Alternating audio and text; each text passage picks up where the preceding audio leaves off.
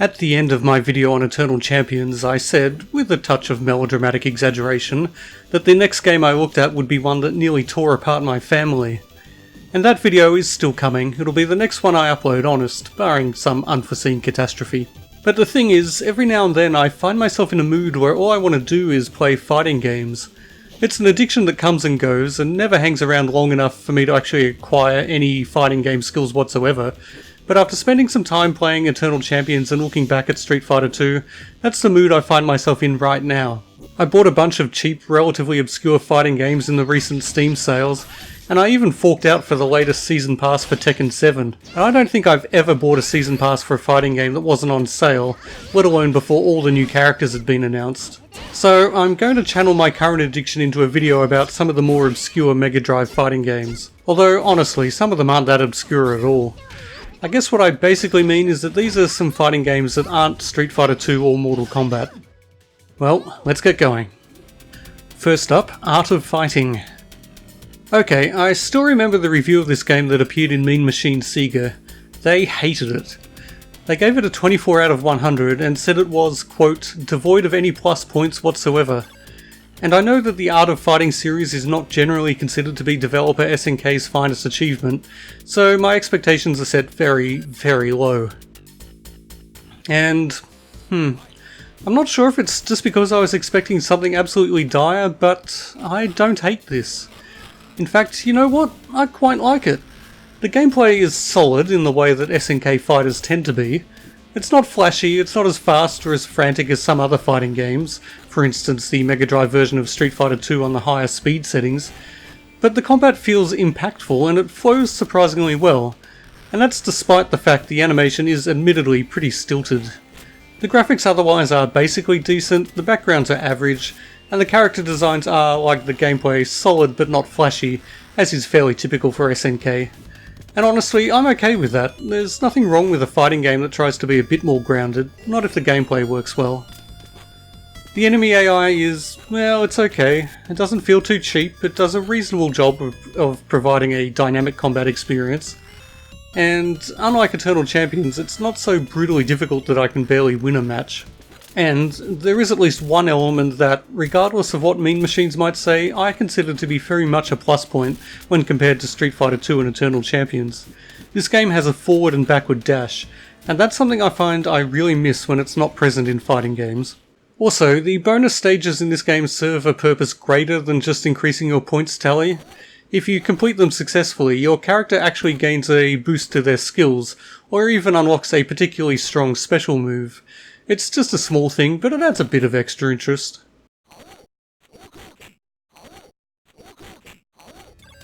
But, okay, there is one fatal flaw. There are only 2 playable characters for the story mode, and they're similar in their fighting styles.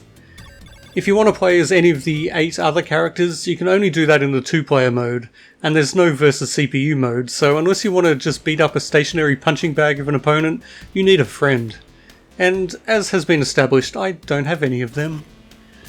This means that the single-player experience is extremely limited, even by the standards of the day, when a basic versus CPU mode was about as much as you could expect. So, gameplay-wise, I don't really have any major complaints about Art of Fighting, which possibly makes me an idiot, I guess. I would definitely choose to play it over, say, Mortal Kombat. But I'm glad I didn't buy it when I was a kid. The lack of single-player content would have been disappointing as hell.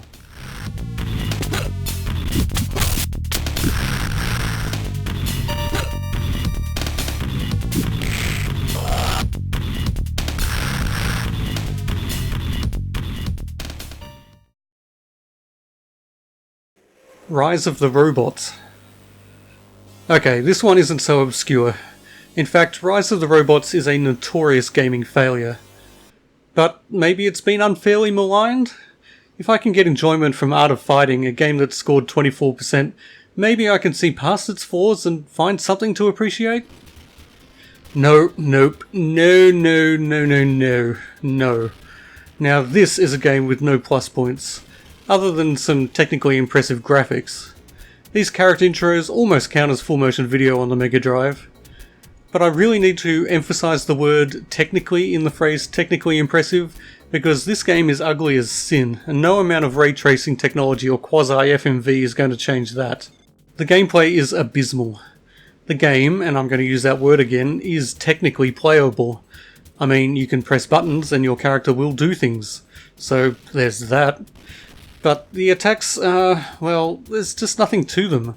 Low, medium and high punch are all the same attack, it's just the speed that changes. Ditto the kicks. This is about as fun and dynamic as punching a brick wall embedded with shards of glass. The enemy AI is laughable. You can only play as the one character in the story and training modes. In fact, the training mode is really just a versus CPU mode where you can pick your opponent from the massive roster of 5. And the thing that possibly irritated me the most, when the training match is finished, you're dumped back to the Sega logo. No opportunity to play again or fight a different opponent. Nope, you might as well just reset the console. And it takes 20 long seconds to get back to the main menu, during which you have to listen to what I assume is supposed to be a heartbeat, but really just sounds like your own enraged blood pounding its way towards a migraine.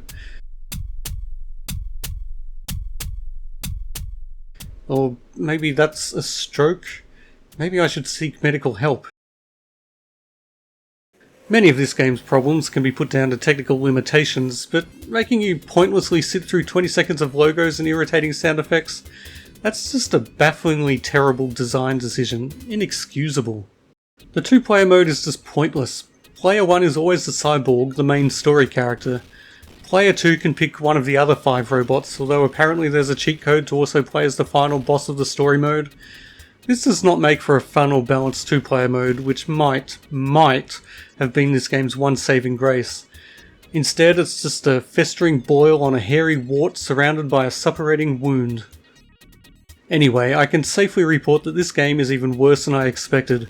It's almost inconceivably bad. As a tech demo, it might have been somewhat interesting. As a full-price piece of crap masquerading as a game, it should have been illegal. Next. Dear God, please, next.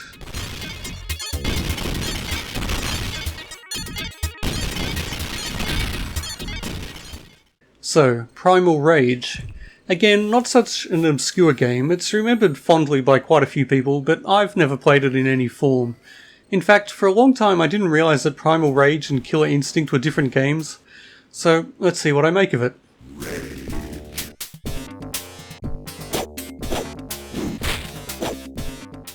Okay, this is actually not bad. It controls fairly well, it's sufficiently responsive, and the movesets are pretty good. The special moves are kind of interesting. Instead of inputting movements on the joystick and then pressing a button like almost every other fighting game I've ever played, here you hold down buttons and then input movements. It takes me a bit of getting used to, but actually it seems to make the whole process a bit more lenient, a bit easier to use. This is kind of notable since special move input seemed a bit more finicky back in the 16-bit era. Anyway, I'm sure this little difference is unremarkable to many fighting game experts, but to me it's something of a novelty. Apparently the characters for this game were created from actual real-world clay models, which lends the game a very distinctive and quite appealing look. At least it does in the videos of the arcade version I've seen. Suffice it to say, this Mega Drive version has had to make some pretty drastic compromises on visual quality. The sprites are small and rather pixelated, and the backgrounds are downright ugly. The animation is actually not too shabby for the Mega Drive, but it's still been cut down a lot from the arcade version. Maybe the 32X version fares better? The 32X wasn't exactly a resounding success for Sega, but it was substantially more powerful, so let's see how it holds up. Well, it is an improvement, but not a massive one. The sprites are slightly larger and higher resolution, the backgrounds are a little less terrible, and there are a few more frames of animation in there somewhere, I think. It's kind of hard to tell. But the gameplay is just as good. Good, but, you know, not great. It's fine, it's a fun game. And I would have loved to have played it as a kid, thanks to the gore and the other more childish elements. This is a game where you can stun enemies by farting in their general direction, and you can perform a fatality by urinating on them, which strips away all their flesh and skin.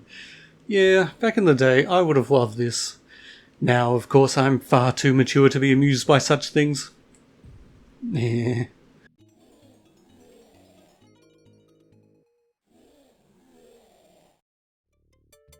Okay, let's try another game with an entirely non-human cast of characters. Brutal, Paws of Fury. First match and... oh dear god, what's happening? Most of my health bar is gone in seconds and the rest disappears very shortly thereafter. The second round is even worse somehow?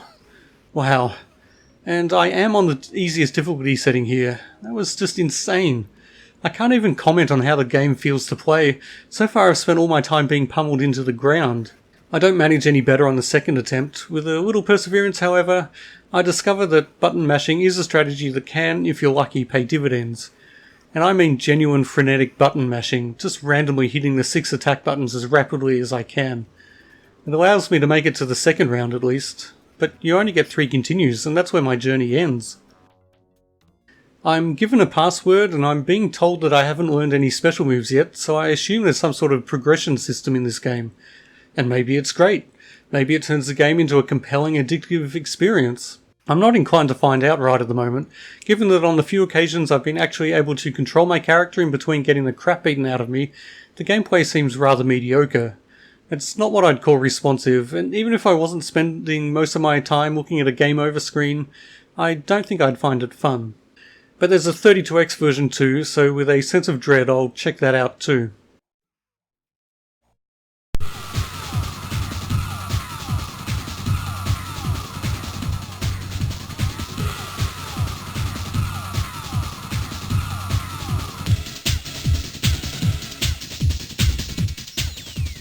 Well, the music got a makeover, that's for sure. And since the music in the Mega Drive version was amongst the worst I've ever heard, that can really only be a good thing. Although, actually, this gets just as annoying almost as fast. Graphically, this is a definite upgrade. There are more frames of animation, but it's still kind of ugly. I like the classic cartoon style they're going for, but they haven't quite pulled it off. This is no Bugs Bunny. Not that I have time to drink in the artwork. I get demolished just as quickly as in the Mega Drive version. The guy I'm fighting has projectiles that move at an appreciable fraction of the speed of light and shrugs off my attacks like an elephant swatting a fly. Screw this, I'm going to check out some of the other modes. There's this, it seems to be some sort of board game mode. You place your pieces and then get into the combat, but...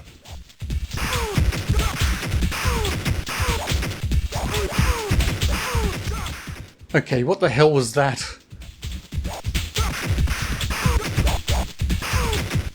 And what the hell was that? Okay, I give up. Seriously, on to the next game. Clayfighter. This is a game I was aware of, but I always associated it with the Super Nintendo. I didn't know there was a Mega Drive port. Anyway, like Primal Rage, it features sprites based on clay models, but on the whole I think it's somewhat inferior to that game. I'd argue that the characters are more interesting in this one. I particularly like the Blob, who changes his entire form based on what action is performing, but the gameplay is rather more sluggish and unresponsive. You can increase the speed, and that helps somewhat, but there's still a feeling that your controller inputs are being conveyed to your on-screen character through a system of ropes and pulleys rather than electrical impulses.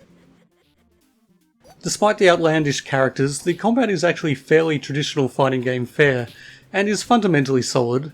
If the controls were a bit more responsive, I'd say this was a worthy example of the fighting genre, gameplay-wise at least.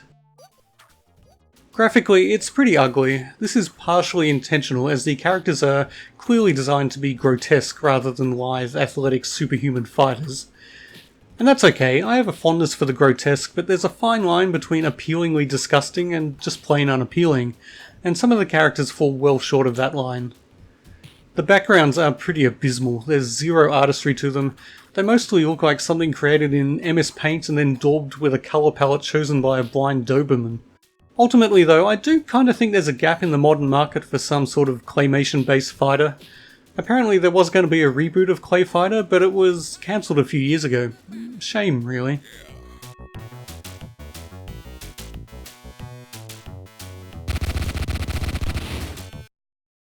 Okay, the last game I'm going to look at is... ooh, Genryu and Leroy were just released in Tekken 7.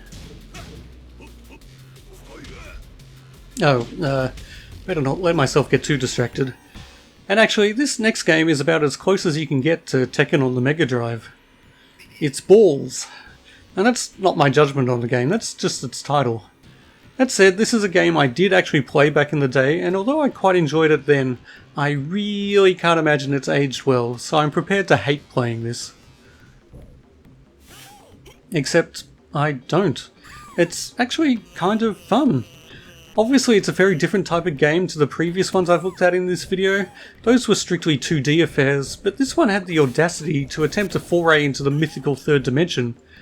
I remember being impressed by this way back when, but now I honestly expected to be laughing in pity at the Mega Drive's feeble attempts to simulate 3D. But I'm not.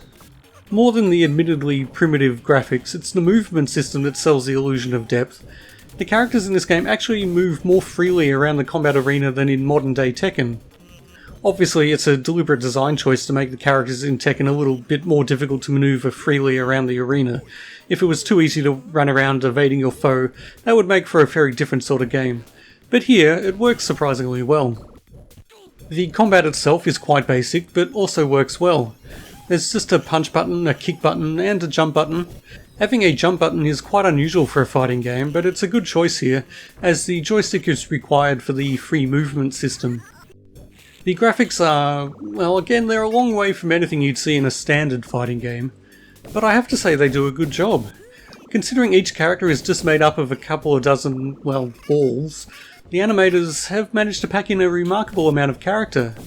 The clown is obviously a clown, the ballerina is clearly a ballerina, and the caveman, well, the caveman could possibly be a baseball player, but once you see that his name is Kronk, you probably get the idea.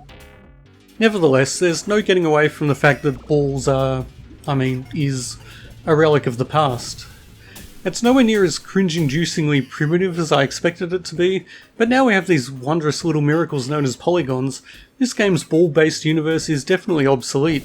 I offered the opinion that there was room in the fighting game market for a claymation-based game, but it's fair to say that a game where all the characters are nothing more than round sprites would be basically pointless.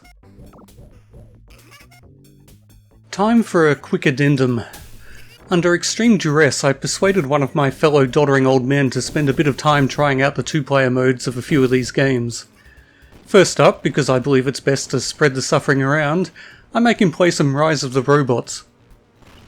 Playing with another human definitely makes the game much better, but that's only because you can take pleasure from the bafflement on their face turning to disdain, then disgust.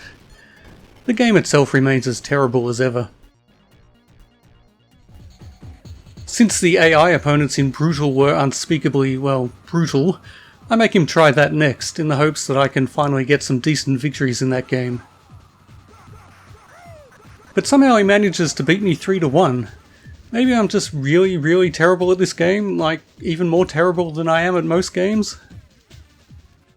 Then we move on to Clayfighter, and somehow the button mashing bastard beats me again in the first match. I mean, I'm button mashing too, but I'm doing it with style, with flair, with élan. Fortunately, my skillful random button presses see me to victory in the next couple of matches. Like all good tussles between two gentlemen, we eventually get around to balls.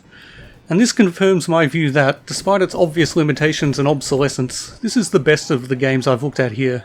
The combat just flows well, and there's more to it than button mashing, even for doddering old men like us. There's actual skill involved, which is why I win 2-1. Ahem. Demoralised at my crushing victory, or possibly just bored by these mediocre to terrible games, my associate decides at this point to retire from the fighting scene. Well, this has been fun. Okay, mostly fun. Okay, at least occasionally fun. But now I'm yearning to go and play something a bit more modern, so I'm off to see what this new Leroy guy is like in Tekken. There's still a heap of Mega Drive fighting games that I haven't looked at, so there might be a sequel to this video in the future. As promised though, the next video will be on the game that nearly destroyed my family. Intrigued yet? Still no? Oh well. Here's a clue as to what it is. It's nearly 30 years old, but I honestly believe it remains unsurpassed in its genre. Until then, get off my lawn.